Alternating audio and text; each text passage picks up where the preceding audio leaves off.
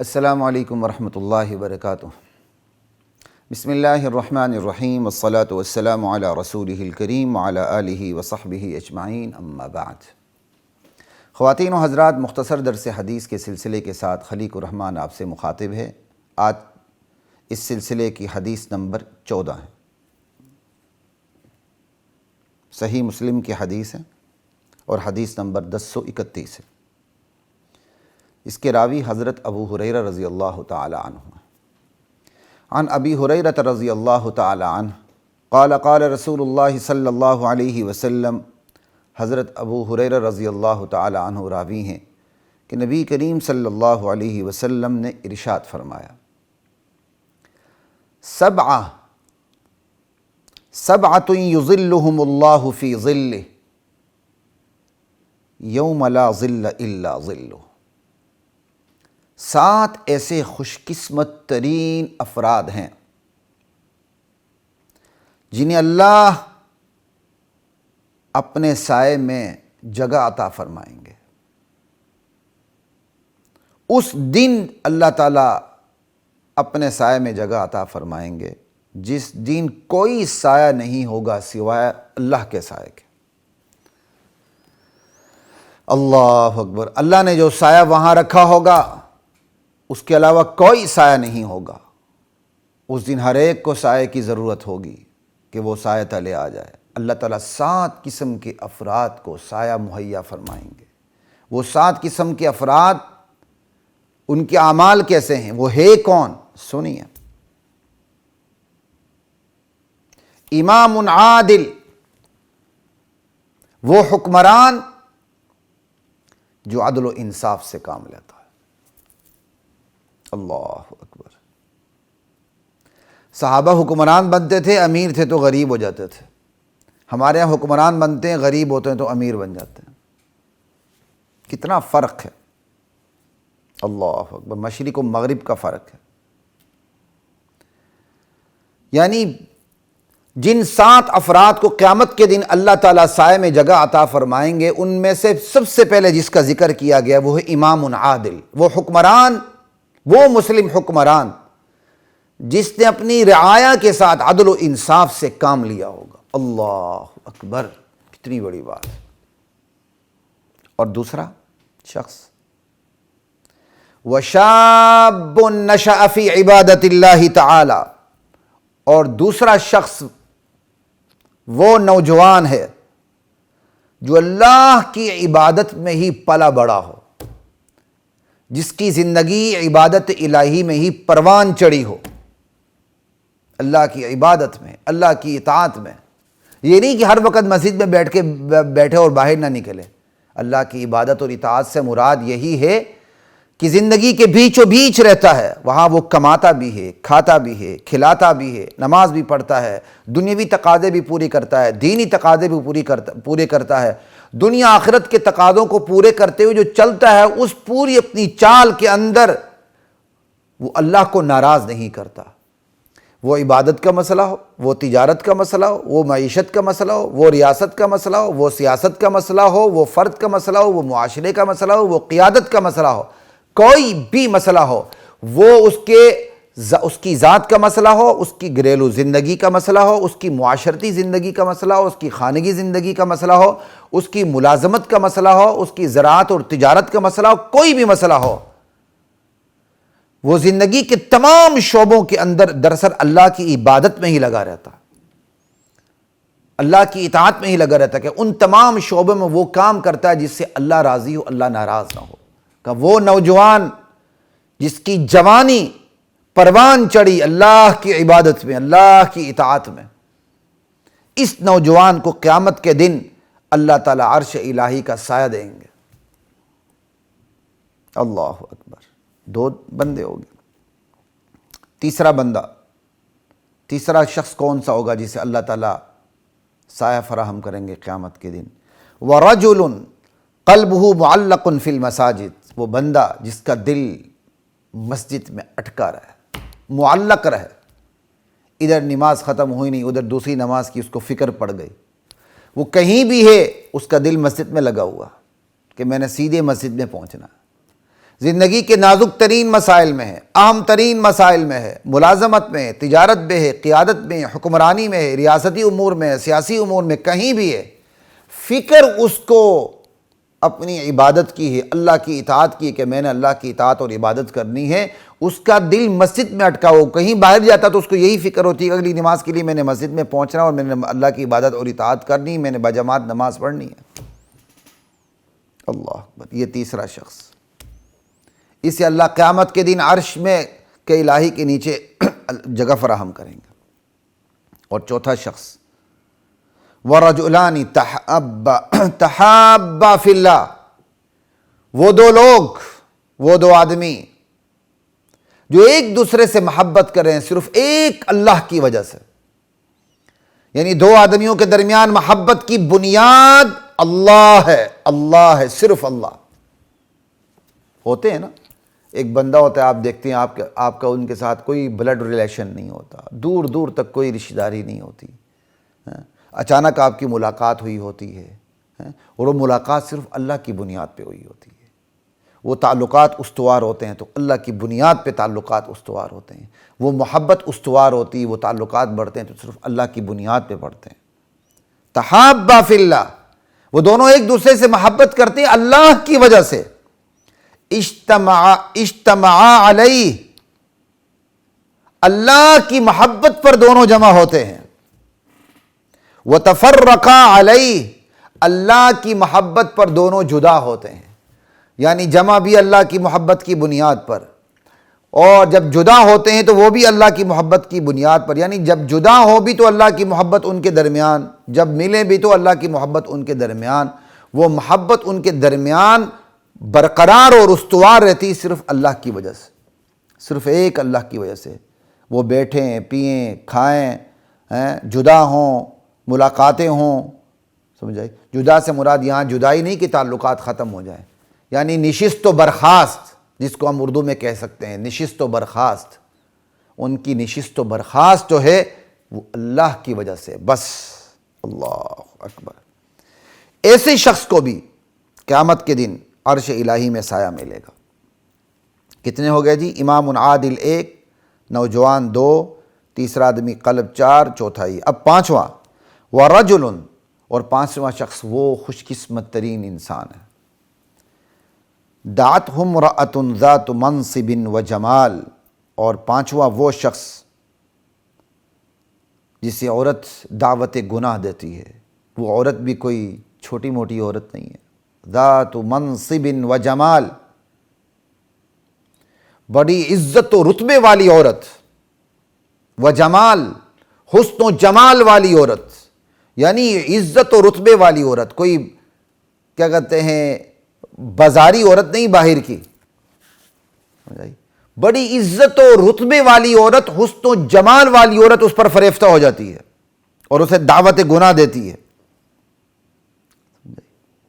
فقال، وہ کہتا ہے انی اخاف اللہ، وہ دل سے بھی کہتا ہے، زبان سے بھی کہتا ہے، کہتا نہیں، میں اللہ سے ڈرتا ہوں، مجھے اللہ کا خوف لاحق ہے، میں یہ کام نہیں کر سکتا۔ وہ پوری قدرت رکھتا ہے گناہ پہ، اوپر سے گناہ کو اس کی دعوت بھی ملی ہے، وہ اس کے لیے تیار نہیں ہے۔ کیوں تیار نہیں ہے؟ اللہ کا خوف حائل ہو چکا ہے درمیان۔ ایسے شخص کو بھی اللہ تعالیٰ اتنا پسند کرتے ہیں کہ اس دن، جس دن کوئی سایہ نہیں ہوگا سوائے عرش کے، اللہ تعالیٰ اس سائے میں ایسے خوش قسمت ترین فرد کو جگہ دیں گے۔ اللہ اکبر۔ اور چھٹا شخص کون ہوگا؟ وَرَجُلٌ تَصَدَّقَ بِصَدَقَةٍ، اور چھٹا شخص وہ ہے جسے عرش الہی میں کے نیچے سائے میں جگہ ملے گی، کہ جو صدقہ کرتا ہے، تصدق بصدقہ، کوئی بھی صدقہ کرتا ہے اپنی حیثیت کے مطابق، چھوٹا بڑا، فَأَخْفَاهَا، اور اسے وہ اس صدقے کو مخفی رکھتا ہے کہ کسی کو پتہ نہ چلے۔ وہ کتنا مخفی رکھتا ہے، کتنا پوشیدہ رکھتا ہے؟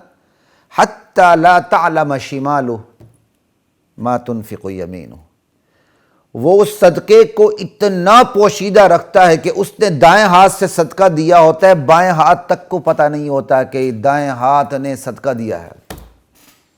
یعنی یہ مبالغے کا انداز ہے سمجھانے کا کہ اس کے جسم کے خود دوسرے عضو کو پتہ نہیں ہے کہ ایک عضو کے ہاتھوں صدقہ دیا جا چکا ہے.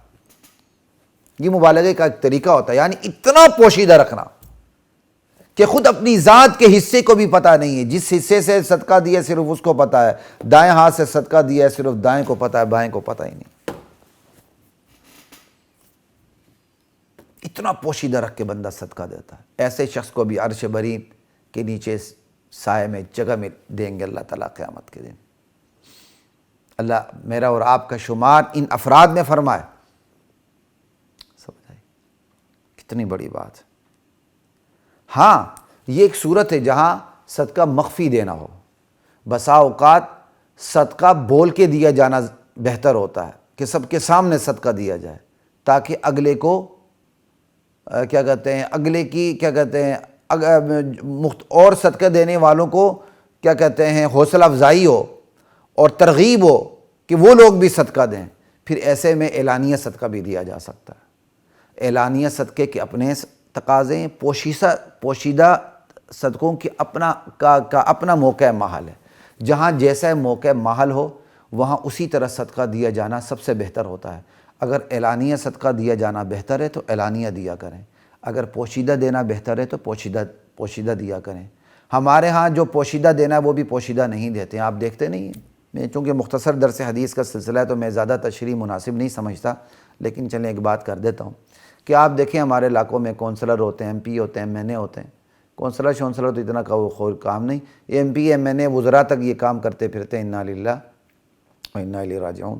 توڑا دیتے ہیں، وہ توڑا دے گی نا والی مائیں بیچارہ توڑا لے رہی ہوتی ہے، نوجوان بیٹا یا باپ توڑا لے رہا ہوتا ہے اور پوری دنیا کو پتہ چل رہا ہوتا ہے جی MP صاحب، MNA صاحب، وزیر صاحب توڑے تقسیم کر رہے ہیں آٹے کے، اور پوری دنیا کو پتہ چلتا ہے کہ یار یہ بندہ غریب ہے، اس کے گھر کے اندر ضرورت ہے. اس کی سفید پوشی، اس کا بھرم کیسے برقرار رہا؟ ہم تو اس کی عزت کو نیلام کر دیتے ہیں، اس کی ایگو کو، اس کی انا کو قربان کر دیتے ہیں، چاک کر دیتے ہیں، پھر اس کو ایک توڑا دیتے ہیں. وہ بیچارہ توڑا لینے پہ مجبور ہے کہ گھر میں کیسے کھلائے گا، بھوکے بچے بیٹھے ہوئے ہیں. وہ اپنی انا کو ذبح کرنے پر مجبور ہو جاتا ہے. ایسے صدقے پہ خاک اللہ کی رحمت آئے گی. شرم آنی چاہیے ہم لوگوں کو. ایسے موقع پر تو بندہ گھر کو بھر دے اور بائیں ہاتھ کو پتہ نہ چلے، دائیں ہاتھ نے دیے تو بائیں کو پتہ نہ چلے، بائیں نے دیا ہے تو دائیں کو پتہ نہ چلے. میں نے دائیں بائیں دونوں کا لفظ اس سے استعمال کیا. بعض حدیث میں بائیں تک کا لفظ بھی ہے کہ بائیں نے دیا تو دائیں کو پتہ نہ چلے. اللہ اکبر. اگرچہ صدقہ دائیں سے دینا، صدقہ افضل ہے، دائیں ہاتھ سے دینا چاہیے. اور ساتواں شخص کون سا؟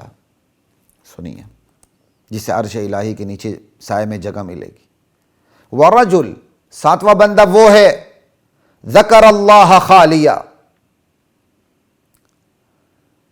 جو اللہ کو یاد کرتا ہے. کس حالت میں؟ جلوت میں، سب کے سامنے.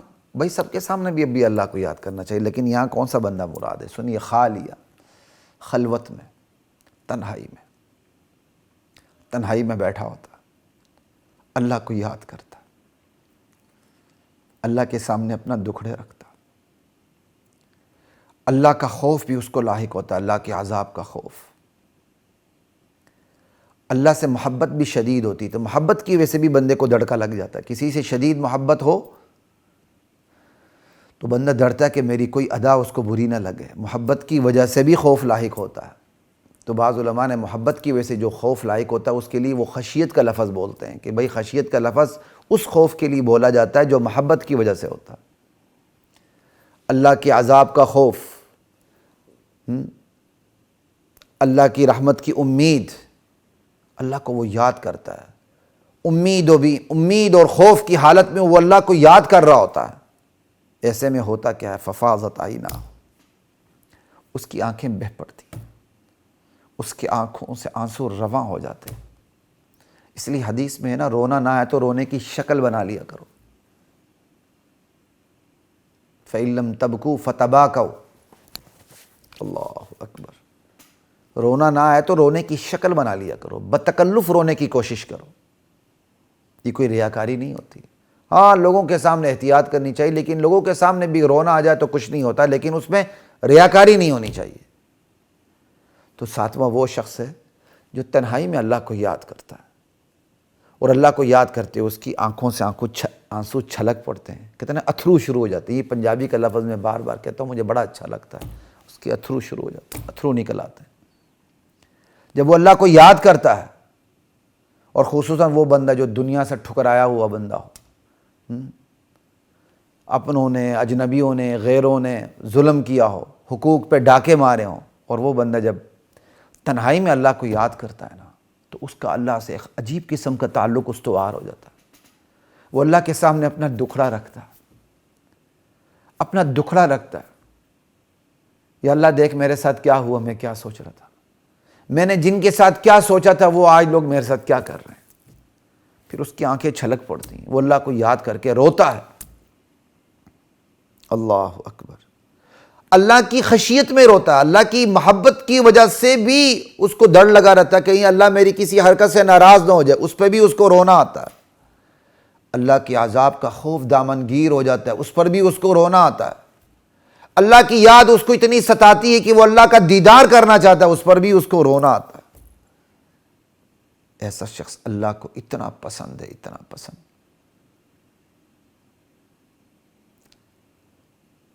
کہ اللہ تعالیٰ نے دنیا میں اپنے نبی کی زبان سے یہ اعلان فرما دیا کہ ایسے شخص کو قیامت کے دن جب کوئی سایہ نہیں ہوگا، میں اپنے عرش کے سائے کے نیچے اس کو جگہ دوں گا۔